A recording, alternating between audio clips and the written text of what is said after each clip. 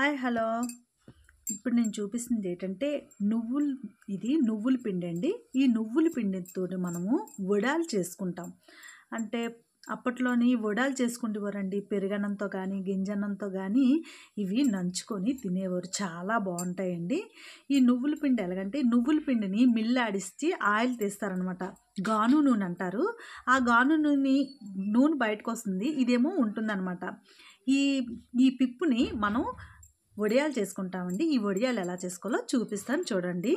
ముందుగా ఈ నువ్వుల తెలగపిండిని మనం కొంచెం దంచుకొని ఒక గుడ్డలో వేసుకొని అదేనండి ఒక క్లాత్లో వేసుకొని ఒక 2 గ్లాసులు వాటర్ వేసి నానబెట్టుకోవాలండి. రాత్రి నానబెట్టుకోవాలి. నేనైతే రాత్రి నానబెట్టుకున్నాను. ఇది నానబెట్టుకొని ఒక 2 రోజులు ఉంచాలండి. ఎందుకంటే ఈ పిండి పులుస్తుందన్నమాట.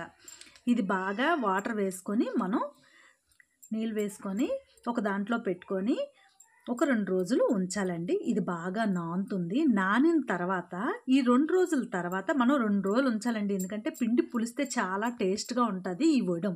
ఇది మాత్రం గుర్తుపెట్టుకోండి. మనం ఈ క్లాత్లో వేసుకున్నాం. ఎందుకంటే క్లాత్లో ఉన్న మట్టి ఈ ముద్దలో ఉన్న మట్టి అది కిందకి పోతుందన్నమాట. అందుకే వేసుకొని ఇగోటి నేను చూపించే విధంగా ఇలా నేను క్లాత్లో వేసుకొని ఒక డుక్లో పెట్టుకున్నాను. ఇప్పుడు దీన్ని వడకొట్టుకుంటున్నాను. 2 రోజులు అయిపోయింది. ఇగోటండి చూసారా, దాంట్లో ఉన్న మట్టి అది బయటకు వచ్చేస్తుంది. దాంట్లోంచి మనం మట్టిని తీయలేం కదండి. ఇలా క్లాత్లో పెట్టి చేసామంటే మట్టి అది వచ్చేస్తుంది. దాన్ని పిండి పక్కన పెట్టుకోవాలి. ఈ తర్వాత ప్రొసీజర్ ఏంటో చూపిస్తాను చూడండి. ఇది గట్టిగా పిండి పక్కన పెట్టుకొని ఇప్పుడు దీనికి కావాల్సిన పదార్థాలు పచ్చిమిరపకాయలు, ఎల్లుల్లిపాయలు, వాము, జీలకర్ర, ఉప్పు. కొందరు అల్లం వేస్తారండి. నేనైతే అల్లం వేయలేదు. ఇవన్నీ మనము మిక్సీ చేసుకోవాలండి. ఫస్ట్ ఇది బాగా నీరంతా కిందకి చూసారా, ఈ డబ్బాలోంచి నీరంతా పోయింది కదండి. ఇప్పుడు మిక్సీలో ఇవన్నీ వేసుకొని మనం మిక్సీ చేసుకోవాలి. నేనైతే ఒక 20 పచ్చిమిరకాయలు తీసుకుంటున్నానండి. ఎందుకంటే ఆ వడుంకి పచ్చిమిరకాయలు ఎక్కువ వేస్తే కారంగా ఉంటుంది, చాలా బాగుంటుంది. పెరుగన్నంతో కానీ గింజన్నంతో తింటే బాగుంటుంది కదండి. ఇవి వేసి మనం మిక్సీ చేసుకోవాలి. ఇప్పుడు నేను మిక్సీ చేసుకుంటున్నాను. దీన్ని బాగా బరగ్గా వచ్చినట్టు ఇలా మిక్సీ చేసుకోవాలండి. ఈ మిక్సీ చేసుకున్న పేస్ట్ని ఒక దాంట్లో వేసుకోవాలి. ఇప్పుడు ఇది ఉంది కదండి, నేను పిండి తీసుకున్నాను కదా, మొత్తం వాటర్ అంతా పోయింది. ఈ ముద్దని కూడా తీసి ఒక దాంట్లో వేసుకున్నాను. వేసిన తర్వాత ఇప్పుడు మిక్సీ చేసుకొని పెట్టుకున్నాం కదండి ఈ పేస్ట్ని, పచ్చిమిరకాయలు, వాము, జీలకర్ర, వెల్లుల్లిపాయలు వేసుకున్నాం కదండి. ఈ పేస్ట్ని ఇందులోనే వేసుకొని కలుపుకోవాలండి బాగా. ఇంకోటండి, నేను వేసే విధంగా ఇలా మొత్తం అంతా నేను మిక్సీ చేశాను కదండి, ఈ పేస్ట్ని బాగా కలుపుకోవాలి. ఇప్పుడు ఇది బాగా కలిపిన తర్వాత దీంట్లోనే సరిపోయినంత ఉప్పు వేసుకోవాలి. మనం చూసుకోవచ్చండి. కలిపిన తర్వాత ఒకవేళ సాలపోతే మళ్ళీ వేసుకోవచ్చు.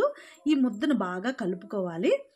ఇది బాగా కలిపేసి కొంతసేపు బాగా కలిపి ఉంచిన తర్వాత మనం ఈ ముద్దనే వడియాల కిందండి, అంటే మనకి నిలవ ఉండాలి కదా. ఒకవేళ మనకి పచ్చిగా కావాలి అనుకోండి, ఇది కొంచెం ఒక డబ్బాలో వేసుకొని ఫ్రిడ్జ్లో పెట్టుకుంటే ఎక్కువ రోజులు నిలవ ఉంటుంది. నిలవ ఇంకా ఎక్కువగా రోజులు కావాలి అని అనుకుంటే ఎండబెట్టుకోవాలండి. వీటిని వడియాలు అంటారండి. ఈ తెలగపిండి వడియాలు చాలా టేస్ట్గా ఉంటాయండి. ఇప్పుడు నేను కొంచెం ముద్దలు తీసుకొని ఒక ప్లేట్లో పెట్టుకొని మీకు చూపిస్తాను చూడండి. ఇప్పుడు నేను చిన్న ముద్దలు తీసుకొని ఒక ప్లేట్లో, అంటే ఏదైనా కవర్లో కానీ మీకు ముందు చూపిస్తున్నాను అన్నమాట. ఏదైనా కవర్లో కానీ ప్లేట్లో కానీ మొత్తం అన్నీ ఈ ఉండల్ని ఇలా చేతికి బిస్కెట్లా చేస్తాం కదండి, అలా చేసుకోవాలండి. ఇప్పుడు నేను చేసే విధంగా ఇలా ఈ మొత్తం అన్నీ చేసుకోవాలి.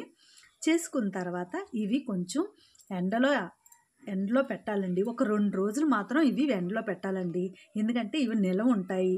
మనం ఈ ఎండలో పెట్టిన వడియాలని కూడా ఫ్రిడ్జ్లో పెట్టుకుంటే నిలవ చాలా ఎక్కువ రోజులు ఉంటాయి. ఎప్పుడు మనం ఊరగాయలతోటే ఎక్కువ తింటుంటాము, పెరుగన్నం అలా కాకుండా ఇలా ఈ తెల్లగపిండితో వడియాలు చేసుకొని తింటే చాలా బాగుంటుందండి. ఇప్పుడు ఇది నేను ఎండలో ఎండబెడుతున్నాను. ఎండలో ఎండబెట్టి కూడా మీకు చూపిస్తాను. ఇగోటండి ఎండేయండి. అటుపక్క ఇటుపక్క మనం తిరగేసుకోవాలి. అలా ఒక 2 రోజులు. మాకు కొంచెం ఎండ తక్కువ. ఇక్కడ చలి ప్రదేశం కదండి, కొంచెం ఎండ తక్కువ. ఇలా ఎండబెట్టుకోవాలి. ఎండిన తర్వాత తింటే చాలా టేస్ట్గా ఉంటుంది. చూడండి, మీకు ఇరుపు చూపిస్తున్నాను. చాలా టేస్ట్గా కూడా ఉంటాయండి. ఒక్కసారి మీరు ఈ తెలగపిండితోటి ఇలా వడియాలు చేసుకొని మనం ఫ్రిడ్జ్లో పెట్టుకున్నాం అనుకోండి, చాలా టేస్ట్గా ఉంటాయి. ఈ ప్రొసీజరు వేరేగా కూడా మనం చేసుకోవచ్చు. నేను ఇంకోసారి వీడియోలో